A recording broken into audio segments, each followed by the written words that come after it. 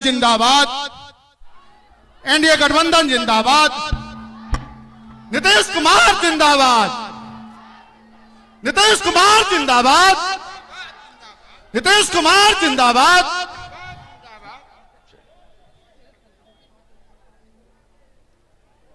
इस चुनावी सभा की अध्यक्षता कर रहे जनता दल यूनाइटेड के औरंगाबाद जिला के अध्यक्ष श्री धर्मेंद्र सिंह जी, एनडीए के और जनता दल यूनाइटेड के सुयोग्य उम्मीदवार माननीय वीरेंद्र कुमार सिंह जी,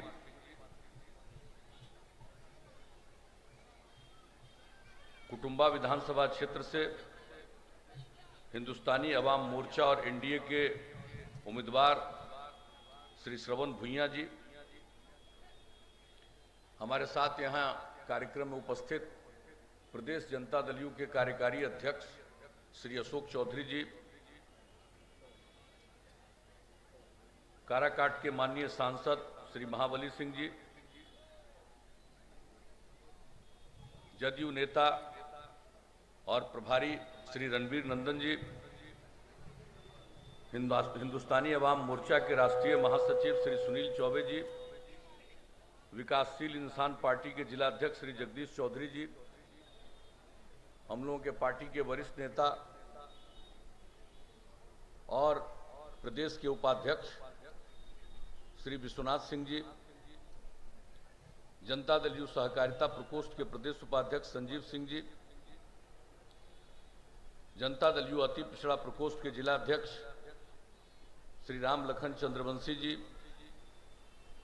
जनता दल यू के नेता श्री महावीर प्रताप कुशवाहा जी, कार्यक्रम में उपस्थित भारतीय जनता पार्टी के नेतागण सर्वश्री राम लखन सिंह जी, कामता सिंह जी, उदय प्रताप सिंह जी, विजय सिंह जी, अशोक पांडे जी, अनिरुद्ध सिंह जी, मिथिलेश कुमार सिंह जी, अमरेंद्र कुशवाहा जी, हरेंद्र कुमार सिंह जी, धनंजय मिश्रा जी, वीरेंद्र राम जी, ददन तिवारी जी, ब्रजेश कुमार जी, जनता दल यू के हमारे सम्मानित साथीगण लव कुमार सिंह जी, अरुण शर्मा जी, बिंदेश्वर सिंह जी, कमलेश सिंह जी, धर्मेंद्र सिंह जी, मुकेश सिंह जी, सूरजवंश सिंह जी, अमोद चंद्रवंशी जी, रमेश सिंह जी और हमारे सभी सम्मानित नेतागण, प्रिय साथियों, प्रिंट एवं इलेक्ट्रॉनिक मीडिया से जुड़े पत्रकार मित्रों, छायाकार बंधुओं, इस सभा में उपस्थित बहनों एवं भाइयों, इस कार्यक्रम में उपस्थिति के लिए मैं सबसे पहले आप सब लोगों का अभिनंदन करता हूं और आज हम लोगों के साथ शामिल होने के लिए मैं श्री सुरेंद्र सिंह जी और श्री अनिल सिंह जी का स्वागत करता हूं, उनका अभिनंदन करता हूं। आप सब धूप को झेलते हुए आज के कार्यक्रम में खड़े हैं, ये कोई मामूली बात नहीं है और इस बार तो कोरोना के चलते चुनाव में समय बहुत कम मिला। पहले तो जितनी जगहों पर हम लोग पहुंच जाते थे, इतना लंबा समय होता था, रहता था समय, लेकिन इस बार चुनाव में इतना कम समय है कि चाह करके भी सब जगह नहीं पहुंच पा रहे। लेकिन आपके बीच आने का मौका मिला, बड़ी प्रसन्नता है। यहाँ एक बार नहीं अनेकों बार आपके बीच में हम आते रहे हैं। हम तो इस बार फिर आए हैं आप से अनुरोध करने कि भाई फिर हम लोगों के और अपने बहुत ही काम करने वाले सुयोग्य और सम्मानित नेता भाई वीरेंद्र कुमार सिंह जी को तीर छाप के बगल का बटन दबा करके भारी मतों से विजयी बनाइए, यही निवेदन और अनुरोध करने के लिए हम आए। और आप लोगों ने प्रारंभ से ही जो सहयोग किया, काम करने का अवसर दिया, तो हमने काम ही किया। हम खाली नहीं बैठे रहते। पहला 5 साल में जितना काम किया, हमने जो कुछ भी कहा था, लोगों को इस बात का एहसास हुआ कि काम बहुत हो रहा है। उससे भी ज्यादा दूसरे 5 साल में किया और फिर उससे भी ज्यादा अभी का जो 5 साल पूरा हो रहा है इसमें हम लोगों ने काम किया। तो मेरा मकसद तो काम ही करना है, लोगों की सेवा करना है। हम लोगों का मूल सिद्धांत क्या है? बराबर हम बताते रहते हैं, न्याय के साथ विकास। और न्याय के साथ विकास का मतलब है हर इलाके का विकास और समाज के हर तबके का उत्थान। सबके लिए हम लोगों ने काम किया है। कोई तबका ऐसा नहीं है जिसकी उपेक्षा की गई हो। समाज के हर तबके को आगे बढ़ाने के लिए हम लोगों ने प्रयास किया। और जो लोग हाशिए पर थे, किनारे पर थे, उनको आगे बढ़ाने के लिए, मुख्य धारा से जोड़ने के लिए हम लोगों ने उनके लिए भी विशेष पहल की। चाहे वो महादलित दलित हो, अनुसूचित जनजाति हो, अति पिछड़े वर्ग के हो, अल्पसंख्यक समुदाय के हो, महिलाएं हो। और आप जानते हैं महिलाओं के लिए जो काम बिहार में किया गया, शायद ही इतना ज्यादा महिलाओं के लिए दूसरी जगह किया गया होगा। हम लोगों ने शुरू से कहा कि पुरुष और महिलाएं अगर मिलकर काम करेंगी तभी समाज आगे बढ़ेगा और विकास तेजी से होगा। कहां महिलाओं को जनप्रतिनिधि के रूप में अवसर मिलता था? कुछ ही महिलाएं आ पाती थी। जब हम लोगों को मौका मिला तो हमने महिलाओं के लिए 50% का आरक्षण किया पंचायती राज संस्थाओं में और नगर निकायों में। तो आप देखिए कितनी बड़ी संख्या में महिलाएं जनप्रतिनिधि हुई, अब कितना काम कर रही हैं। 3 चुनाव हो चुका तीनों स्तर पर, और अब कितनी महिलाएं आगे आ रही हैं। मैं तो सुनता हूं वो जिस प्रकार से अपनी बात रखती हैं, जिस तरह से वो बोलती हैं, बहुत ही मुझे तो खुशी होती है कि लोगों ने पहले महिलाओं पर उतना ध्यान नहीं दिया। अगर ध्यान दिया जाता तो और आगे बढ़ा होता बिहार। तो हम लोगों ने महिलाओं के लिए किया। बच्चियों के पढ़ाई के लिए कम बच्चियां पढ़ती थी स्कूल में। गरीबी के कारण कुछ परिवार के लोग भेज नहीं पाते थे मिडिल स्कूल में भी। हमने पोशाक योजना की शुरुआत की। फिर लगा कि सिर्फ 8वीं तक पढ़ाएंगे, आगे पढ़ाएंगे। 9वीं क्लास में हमने सर्वेक्षण करवाया और पता चला कि पूरा बिहार जो इतनी आबादी का इतना बड़ा प्रदेश है, 1,70,000 से भी कम लड़कियां पढ़ती हैं 9वीं क्लास में। उसके बाद जब साइकिल योजना की शुरुआत की तो क्या वातावरण बना, कितना आत्मविश्वास का भाव पैदा हुआ लड़कियों में, और कितनी संख्या बढ़ती चली गई। बाद में तो हमने लड़कों के लिए भी साइकिल योजना प्रारंभ कर दिया। लेकिन आप जरा सोच लीजिए अब लड़कियां कितनी बढ़ गई हैं। अब आप समझ लीजिए कि मैट्रिक में लड़के और लड़कियों की संख्या लगभग बराबर हो चुकी है। और इस बार जो मैट्रिक की परीक्षा हुई, इसमें लड़कियों की संख्या लड़कों से थोड़ा ज्यादा ही निकल गई। अब आप सोच सकते हैं कि किस तरह से काम किया गया और किस तरह से विकास का काम हुआ। महिलाओं को और जागृत करने के लिए हमने जो स्वयं सहायता समूह का गठन किया, पहले लोगों को काम करने का मौका मिला, क्यों नहीं गठन कराया था? नाम मात्र का था और वह भी उतना बढ़िया नहीं था। जब हम लोगों को मौका मिला तो हमने विश्व बैंक से कर्ज लेकर के जीविका योजना की और जीविका समूह की शुरुआत की।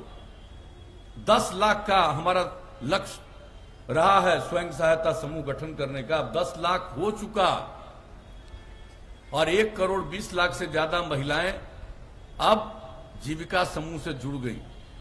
तो एक एक चीज में काम। उसी तरह से समाज के किसी भी तबके को देख लीजिए।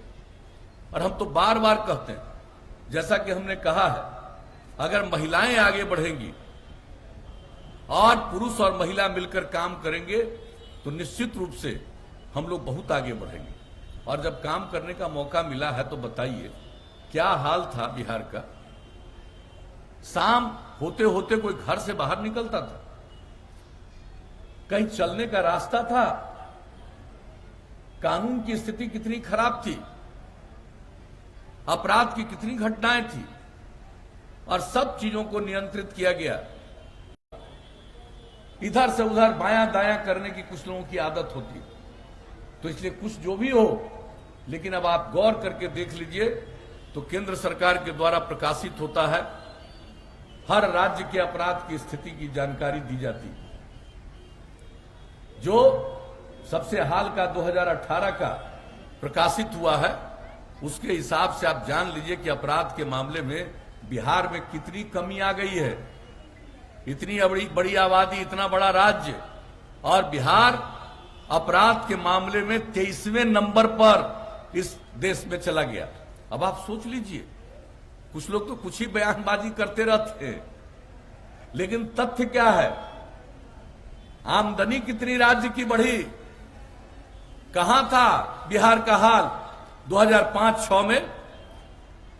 कितनी कम आमदनी थी? 76,466 करोड़ एक साल का। और जब हम लोगों ने विकास का काम किया तो हर साल पूरे राज्य में 12.5% की वृद्धि आमदनी में होती रही है, और अब आंकड़ा पहुंच गया है 4,14,977 करोड़ का एक साल का। बताइए, और एक व्यक्ति की जो आमदनी अगर औसतन मान लीजिए तो जितना हुआ करता था, हमारी तो आबादी बढ़ती है, प्रजनन दर ज्यादा है, लेकिन इसके बावजूद प्रति व्यक्ति की वृद्धि हुई आय में औसतन पूरे बिहार में हर साल 10.5% की वृद्धि हुई है। तो कितनी बात को हम कहें साहब, कोई भी काम छोड़ा है क्या हमने? अपराध को बहुत हद तक नियंत्रित किया गया, विकास का काम कराए, और कौन कौन काम हम लोगों ने नहीं किया है? समाज सुधार के लिए भी काम किया, महिलाओं के कहने पर शराबबंदी लागू किया गया, और हम लोगों ने दहेज प्रथा और बाल विवाह के खिलाफ अभियान चलाया। एक एक काम करते हुए, और जो भी कोई जरूरी चीज है वो भी, स्कूल का निर्माण, हर चीज के लिए कितना काम किया गया। अस्पताल का क्या बुरा हाल था जब हम लोगों को काम करने का मौका मिला था, बताइए क्या हाल था। प्राथमिक स्वास्थ्य केंद्र में भी एक महीने में मात्र 39 लोग जाते थे इस सरकारी अस्पताल में, यानी इलाज का प्रबंध नहीं था। और जब हम लोगों को मौका मिला तो हम लोगों ने दवा का, चिकित्सकों का, सबका प्रबंध किया, और आज स्थिति यह है। ये जो 8 महीने से कोरोना की बीमारी आ गई है, ये एक अलग दृश्य है, लेकिन इसके अलावे आप समझ सकते हैं कि अब कितनी बड़ी संख्या में लोग जाने लगे हैं। अब एक महीने में 10,000 लोग प्राथमिक स्वास्थ्य केंद्र में औसत जाते हैं। तो एक एक क्षेत्र में कौन सा इलाका, सड़कों के निर्माण का इलाका, पुल पुलिया का, किसी भी क्षेत्र में देखिए, शिक्षा हो, स्वास्थ्य हो, विकास का काम हो, हर चीज के लिए जितना हम लोगों ने काम किया है, उसका नतीजा है राज्य आगे बढ़ रहा है। और कहां पहले कुछ होता था? हम लोगों ने तो काम किया है भाई, और जब 2 बार 5-5 साल काम करने के बाद फिर मौका मिला तो हमने क्या कहा था? हमने 7 निश्चय की बात कही, और उसके लिए युवाओं के लिए काम, नए इंस्टीट्यूशन, हर जिला में पॉलिटेक्निक संस्थान, हर जिला में इंजीनियरिंग कॉलेज, हर जिला में महिला ITI, हर जिला में GNM संस्थान, हर जिला में पैरामेडिकल संस्थान, हर सब डिवीजन में ANM संस्थान, हर सब डिवीजन में ITI, इसका जो प्रबंध किया, सब जगह लगभग काम शुरू और पढ़ाई शुरू, और बहुत जगहों पर भवन का भी निर्माण उसके लिए जो था वो भी हो चुका है। ये सब काम तेजी से चल रहा। हम चाहते थे कि हमारे बच्चे बच्चियां आगे पढ़ें। बहुत लोग गरीबी के कारण अपने बेटे बेटियों को आगे नहीं भेज पाते हैं, तो इसको देखते हुए हम लोगों ने जो काम किया, स्टूडेंट क्रेडिट कार्ड की योजना बनाई, और उसके चलते 4 लाख रुपए तक की मदद। जो लोग आगे पढ़ना नहीं चाहते लेकिन कोई काम करने के लिए घर के बाहर निकलता है, घर के पास पैसा नहीं है, वैसे युवाओं के लिए भी हम लोगों ने इंतजाम किया। जो उन लोगों के लिए स्वयं सहायता भत्ता योजना, 2 साल तक 1,000 रुपया प्रति माह की सहायता, और उसके बाद जो युवा है, जो कुछ काम करना चाहता है, उतना दूर तक पढ़ा नहीं है, लेकिन अगर कोई भी काम तलाशेगा तो हमने क्या उसी समय कहा कि भाई जब तक कंप्यूटर पर काम करना नहीं जानेगा उसको कोई काम नहीं मिलेगा। तो उसके लिए कुशल युवा कार्यक्रम की शुरुआत कराई और आप जान लीजिए 10 लाख युवाओं ने ट्रेनिंग ली और ये सब काम तो हम लोग कर ही दिए। महिलाओं को सरकारी सेवाओं में 35% का आरक्षण, पुलिस बल में भी 35% का आरक्षण उसके पहले कर दिया था। यहां पर बिहार में महिला पुलिस में नजर आती थी, अब इतनी महिलाएं पुलिस बल में नजर आती हैं कि शायद ही किसी राज्य में नजर आती। तो ये काम हम लोगों ने कर दिया है। अब उसके बाद क्या कहा कि हर घर तक बिजली पहुंचाएंगे। जो बुरा हाल था बिजली का, क्या होता था भाई पूरे बिहार में, जब हम लोग को काम करने का मौका मिला तो मुश्किल से 700 मेगावाट की खपत थी और अब 6000 मेगावाट से ज्यादा की खपत है।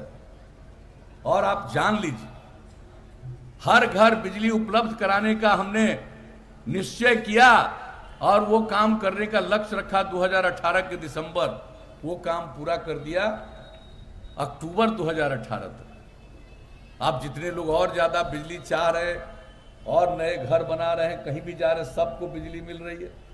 तो जो एक स्थिति पैदा किया, हर घर शौचालय देश भर की योजना है, हमारे यहां भी लगभग ये काम लगभग पूरा हो चुका है, थोड़ा सा बचा वो भी हो रहा तेजी से। हर घर तक पक्की गली और नाली का निर्माण, ये भी काम बहुत हद तक हुआ। और उसके बाद हर घर नल का जल, अब वो काम भी जितना तेजी से हो रहा है, बीच में ये कोरोना के चलते थोड़ा प्रभावित हुआ, लेकिन अब फिर भी 83-84% से भी ज्यादा हो गया है और अगले 2 महीने के अंदर हर घर में नल का जल पहुंच जाएगा। और हम आपके यहां भी आए होंगे, जरूर इस बात की हम चर्चा करते रहे सब जगह जहां भी जाते, कि अगर खुले में शौच से मुक्ति मिल जाए और पीने के लिए स्वच्छ पानी मिल जाए तो जितनी बीमारियां होती हैं 90% बीमारियों से लोगों को छुटकारा मिल जाएगा। तो आप बताइए, इसी के लिए हम लोग काम कर रहे हैं। तो एक एक काम किया, सब चीज को आगे बढ़ाया। अब यहां पर जो बात कर रहे थे आप जान लीजिए, अरे भाई 15 साल हम काम करने में लगे हुए थे और नहीं सोचा कि जिला अनुमंडल इन सब चीजों के बारे में करेंगे। अब अगला बार मौका दीजिएगा तो यही सब काम करेंगे। अब क्या इतना काम कर चुके हैं, अभी तो एक एक चीज को बुनियादी तौर पर हमको देखना था, तो उस काम को हम कर रहे थे। अब इसके आगे और फिर जान लीजिए, अब युवाओं को ऐसी ट्रेनिंग हम दिलवाएंगे जो सरकारी संस्थाओं में पढ़ते हैं उनके लिए तो करेंगे ही, लेकिन उसके अलावे जो कम पढ़े लिखे हैं, आज का युग नई टेक्नोलॉजी का युग आ गया। अब अगर नई टेक्नोलॉजी का प्रशिक्षण उनको नहीं हो जाए, उसके बारे में जानकारी, कैसे वो काम करेंगे इन सब चीजों पर, अगर यह एहसास नहीं होगा तो काम नहीं कर पाएगा। इसलिए बड़े पैमाने पर और नई टेक्नोलॉजी के ज्ञान की कमी के कारण लोग दूसरी जगह जाते हैं, दूसरे जगह से बहुत सारी चीजों को हम लोगों को मंगवाना पड़ता है, उसकी आवश्यकता नहीं होगी। अब हमने यह भी निश्चय ले लिया है 7 निश्चय 2 में कि हम उस तरह से सबका ट्रेनिंग करवाएंगे नई टेक्नोलॉजी का और गांव गांव तक पहुंचाने का। ये सब चीज हम लोग करेंगे। एक बात को अच्छी तरह जान लीजिए, और महिलाओं के लिए तो और कुछ करेंगे। अभी तो जो महिलाएं इंटर पास करती हैं उनको देते हैं 10,000, और अगर ग्रेजुएट पास कर जाती है तो उनको देते हैं 25,000। अब आगे जब दीजिएगा मौका तो इंटर पास करने पर लड़की को देंगे 25,000 और ग्रेजुएट होने पर लड़की को देंगे 50,000। इस तरह से हम लोगों को बढ़ाएंगे और जो सम्मान एक दूसरे के प्रति भाव पैदा होगा स्त्री और पुरुष में, सोच लीजिए कौन सी स्थिति आएगी। बिहार की जो ऊंचाई रही है, पुराना इतिहास है, उसमें बिहार कितने ऊंचे स्थल पर था। हम फिर से बिहार को उसी ऊंचाइयों पर पहुंचा पाएंगे अगर पुरुष और स्त्री दोनों मिलकर के काम करेंगे। तो ये सब काम तो करेंगे ही। और एक चीज जान लीजिए, हमारा यह भी निश्चय है कि हर खेत तक सिंचाई का पानी पहुंचा देंगे। आप जान लीजिए, कहीं सूखा उखा पड़ने हम नहीं देंगे, कोई भी स्थिति हो, हर खेत तक सिंचाई का पानी पहुंचाएंगे। इस बात का जिक्र ये जो शुरू हुआ था कोरोना का और लॉकडाउन हुआ उसके पहले ही हमने पटना से इस बात की घोषणा की थी। अब अगली बार मौका दीजिएगा तो हम लोग हर खेत तक सिंचाई का पानी भी पहुंचाएंगे और गांव को और बेहतर करेंगे। हर गांव तक सड़क का निर्माण हो गया लगभग, आप वहीं तक नहीं छोड़ेंगे, कई गांवों को जोड़ते हुए कोई और अच्छी जगह पर जाने के लिए सड़क चाहिए तो उस तरह के सड़क का भी निर्माण गांव-गांव की तरफ करवाएंगे, ये भी कराएंगे हम लोग। और उसके अलावे शहरों का भी बता देते हैं, शहरों में भी और बाजार में भी, आप दोनों तरफ बाजार रहता है, बीच से सड़क गुजरता है, उसका चौड़ीकरण भी हो जाए तो भी जाम रहता है। तो हर शहर और बाजार में बाईपास बनवाएंगे और जहां बाईपास की जगह नहीं हो तो ऊंचाई से फ्लाईओवर ले जाकर के जाएंगे ताकि किसी को दिक्कत नहीं। तो एक एक चीज आप समझ लीजिए, हमारे मन में ये सारी बातें, हर तरह की चीज है, एक एक इस प्रकार के काम को हम लोग करवाएंगे। और एक बात और हम बता देना चाहते हैं, देखिए हम लोग तो कृषि रोड मैप के माध्यम से बहुत काम करते हैं कृषि वगैरह का, लेकिन एक बात हमने जो आकलन किया तो लोग जो पशुपालन करते हैं उनके जानवर अगर बीमार पड़ते हैं तो उनको कठिनाई बहुत होती है। तब अगली बार मौका दीजिएगा तो 8 से 10 पंचायत में पशु चिकित्सालय बना देंगे और हर गांव में टेक्नोलॉजी की ऐसी व्यवस्था करेंगे कि कोई भी का जानवर भी बीमार है तो तत्काल वो अस्पताल को दिखा सकता है, सूचना दे सकता है और उसका चिकित्सक आएंगे और जितना उसके लिए दवा की जरूरत है सरकार की तरफ से दे दिया जाएगा ताकि लोग पशुपालन भी ठीक ढंग से कर सकें। और सब लोग करते हैं, अब हर लोग करते हैं और उसकी आवश्यकता है, उससे भी लोगों की आमदनी बढ़ेगी। पशुपालन हो, मत्स्य पालन हो, इसके माध्यम से दूध के उत्पादन में वृद्धि, हर चीज के उत्पादन में वृद्धि है। तो एक एक चीज, इस तरह की चीजों को और भी जो करना है, और यही नहीं, चिकित्सा के क्षेत्र में भी जो स्वास्थ्य उपकेंद्र है उन स्वास्थ्य उपकेंद्रों को भी विकसित करेंगे और वही नई टेक्नोलॉजी से उसको अस्पतालों से जोड़ेंगे कि अगर जिसको थोड़ा भी तबीयत लगे कि कुछ खराबी है तत्काल उसके माध्यम से अस्पताल को सूचित करेगा ताकि उनका इलाज अस्पताल की तरफ से उनका तत्काल हो सके। तो ये सब चीज जो मेरे मन में आया है हमने किया है। हमारे और भी जितने घटक दल हैं, सब लोगों के मन में जो और बातें हैं उन सब को मिला करके हम बिहार को आगे ले जाने की कोशिश करेंगे। हम लोग अपना काम कर रहे हैं, केंद्र सरकार ने भी सहयोग किया है। आप जरा बताइए, जिस तरह से आर्थिक आधार पर आरक्षण का व्यवस्था किया, संवैधानिक व्यवस्था किया केंद्र सरकार ने, राज्य सरकार ने बिना समय गंवाए तत्काल यहां कानून बना करके वह व्यवस्था कर दिया। हम लोग किसी की उपेक्षा नहीं करते और जिस तरह से समाज में हाशिए पर लोग थे उनके उत्थान के लिए भी काम। कहां लोग पहले सेवा करते थे भाई लोगों की, और सबकी सेवा हम लोग करते हैं, सबका ध्यान रखते हैं। तो यही हम लोगों का मकसद है।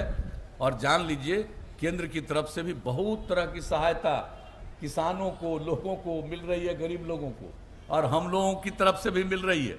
तो ये मिलजुल करके आप समझ रहे हैं, अब बिहार पीछे नहीं रहेगा, पिछड़ा नहीं रहेगा, अब बिहार आगे बढ़ेगा।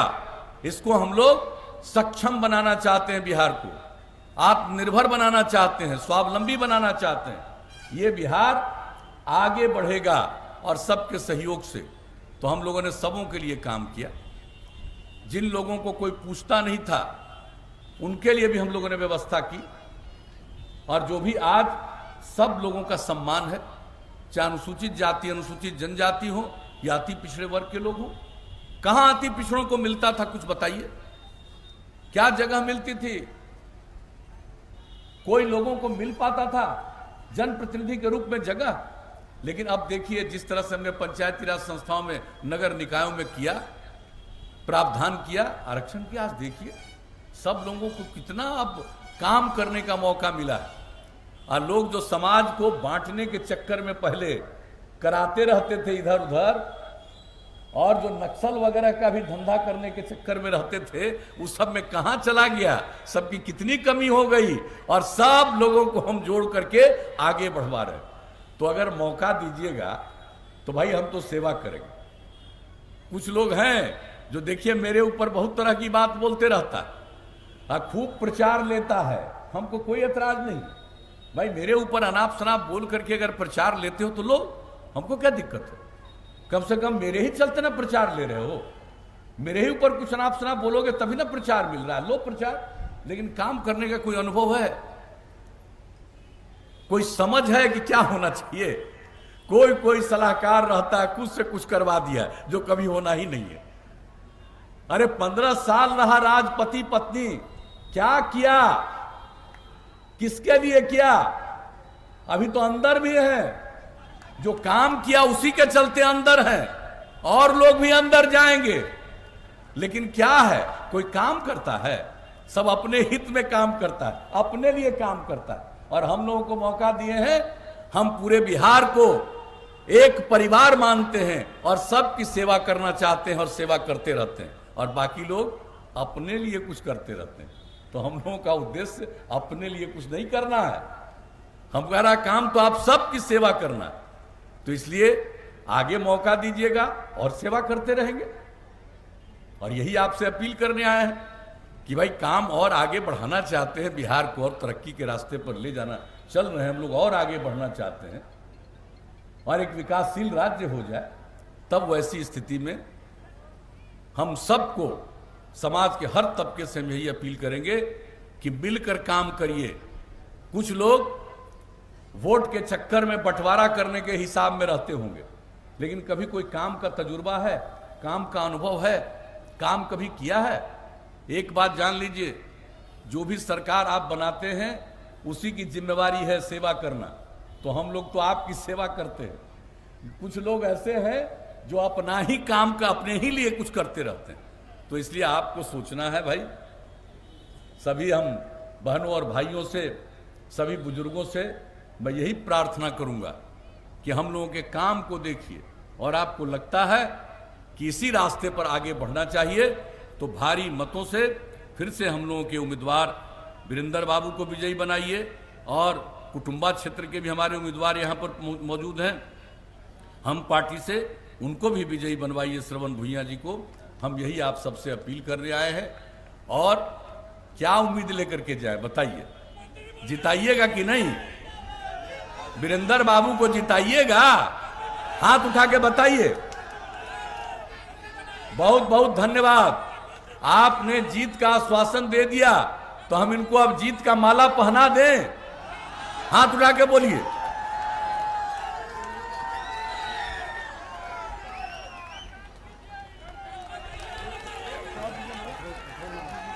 ये सब चिंता आप लोग मत करिए, आप पहले जितवा दीजिए और तब कुछ कहिए हमको।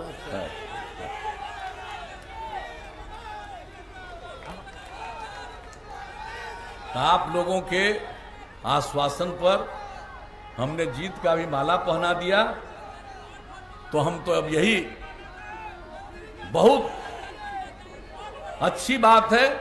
इसलिए मैं आप सब लोगों को न सिर्फ धन्यवाद देता हूं, बल्कि आप सब लोगों का मैं हृदय से अभिनंदन करता हूं और अपनी बात समाप्त करता हूं। चूंकि अभी 3 जगह पर और उपस्थित होना है, इन्हीं शब्दों के साथ मैं बात समाप्त करते हुए आप सब लोगों को धन्यवाद देता हूं।